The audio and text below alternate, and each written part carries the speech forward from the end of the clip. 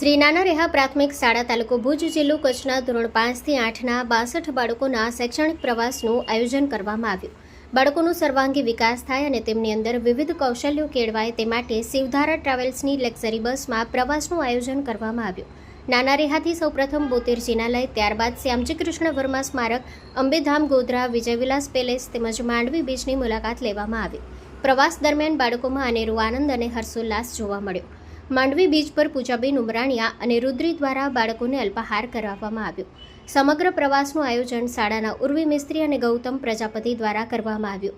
પ્રવાસના સંચાલનમાં ચંદ્રિકાબા સોઢા અને નરેશભાઈ મિસ્ત્રીનો સહયોગ સાંપડ્યો.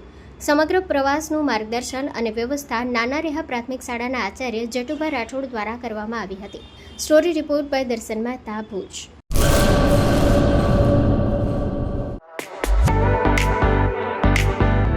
Dharmasut Suzuki,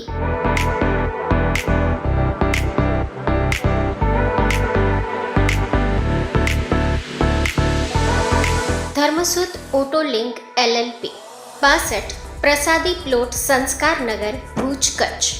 mobile number 9825553691.